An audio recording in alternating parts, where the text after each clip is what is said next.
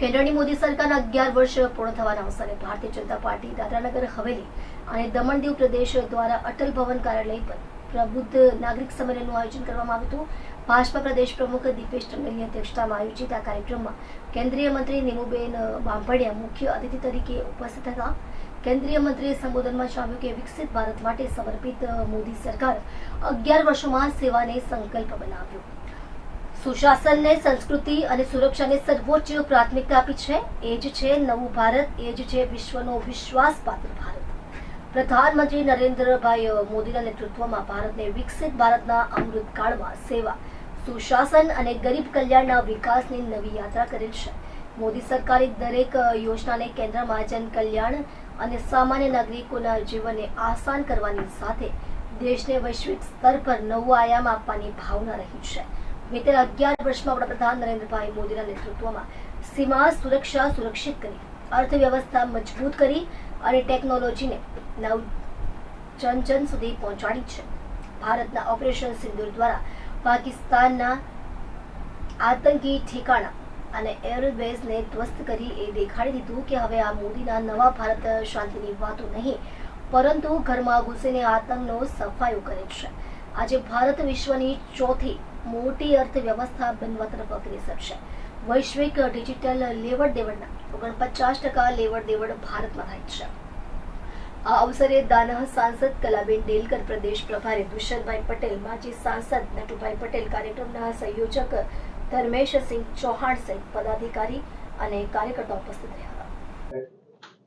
इस press conference में मेरे साथ उपस्थित प्रदेश प्रभारी दुष्यंत भाई पटेल, हमारे प्रदेश अध्यक्ष दीपेश भाई और हमारे सांसद कलाबेन, पूर्व सांसद नटू भाई और सभी कार्यकर्ता बंधुओं, आज आपके समक्ष आदरणीय प्रधानमंत्री श्री नरेंद्र मोदी जी के नेतृत्व में सेवा, सुशासन और गरीब कल्याण के 11 सफल वर्ष के बारे में कुछ बिंदु रखना चाहूंगी। देश के इतिहास में मोदी सरकार का यह कार्यकाल सुवर्ण अक्षरों में लिखा जाएगा। ये कार्यकाल विकसित भारत और आत्मनिर्भर भारत के संकल्प की सिद्धि का स्वर्णिम काल बन रहा है। मोदी सरकार की हर योजना के केंद्र में जन कल्याण और आम नागरिक के जीवन को आसान करने के साथ साथ देश को वैश्विक स्तर पर नए आयाम देने की भावना रही है। बीते 11 सालों में प्रधानमंत्री नरेंद्र मोदी जी के नेतृत्व में मोदी सरकार ने सीमा सुरक्षा की, अर्थव्यवस्था मजबूत की और टेक्नोलॉजी को जन जन तक पहुंचाया। भारत ने ऑपरेशन सिंदूर के जरिए पाकिस्तान के आतंकी ठिकानों और एयरबेस को ध्वस्त कर यह दिखा दिया कि अब मोदी का ये नया भारत शांति की बातें नहीं बल्कि घर में घुसकर आतंक का सफाया करता है। प्रधानमंत्री मोदी जी ने पाकिस्तान को स्पष्ट और सख्त संदेश भी दिया कि आतंक, पानी और व्यापार एक साथ नहीं चल सकते।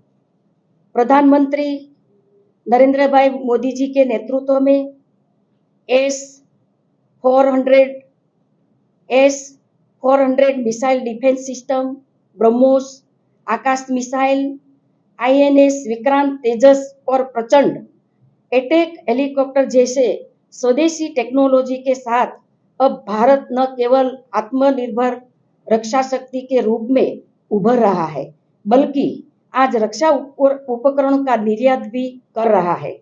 आज भारत का रक्षा निर्यात 34 गुना बढ़कर 23,622 करोड़ तक पहुंचा गया है। प्रधानमंत्री नरेंद्र मोदी जी के रणनीतिक दूरदर्शिता और कूटनीतिक तैयारी का नतीजा है। संकट काल के दौरान मोदी सरकार ने अपने नागरिकों को विश्व भर के हर कोने से सुरक्षित निकालकर यह सिद्ध किया है कि प्रधानमंत्री श्री नरेंद्र मोदी जी की सरकार केवल सीमाओं के भीतर नहीं, विश्व भर में भारतीयों की सुरक्षा के लिए प्रतिबद्ध है। रूस यूक्रेन युद्ध के दौरान ऑपरेशन गंगा, अफगानिस्तान में तालिबान के कब्जे के समय ऑपरेशन देवी शक्ति और कोविड में वंदे भारत मिशन के जरिए मोदी सरकार करोड़ों भारतीयों को विदेशों से सुरक्षित लेकर आई है। इस यूक्रेन युद्ध के दौरान तो अन्य देशों के नागरिक भी भारतीय झंडे को लहराकर अपना बचाव कर रहे हैं। एक समय था जब देश के 96 जिले नक्सलवाद की चपेट में थे, लेकिन प्रधानमंत्री नरेंद्र मोदी जी की निर्णायक नीति, सुरक्षा बलों की सशक्त कार्यवाही और विकास की डबल रणनीति के कारण अब नक्सल प्रभावित जिले घटकर गिनती के रह गए हैं।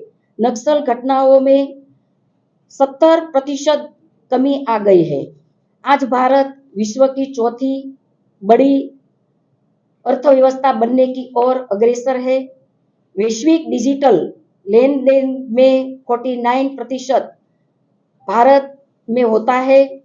देश का वस्तु और सेवा निर्यात 825 अरब डॉलर तक पहुंचा है। देश में यूपीआई लेन देन ₹24 लाख करोड़ तक पहुंच गया है। मोदी सरकार ने डायरेक्ट बेनिफिट ट्रांसफर की शुरुआत कर 44 लाख करोड़ रुपए सीधे लाभार्थी के खाते में पहुंचाने का शुरू कर दिया है, जिससे दलालों की भूमिका खत्म हो गई है। मोदी सरकार के प्रयासों से 25 करोड़ गरीबी से बाहर निकले हैं। 2024 में चंद्रयान 3 की सफलता और अब गगनयान की तैयारी इस बात का प्रमाण है कि मोदी का नया भारत केवल धरती पर नहीं बल्कि अंतरिक्ष में भी आगे बढ़ रहा है।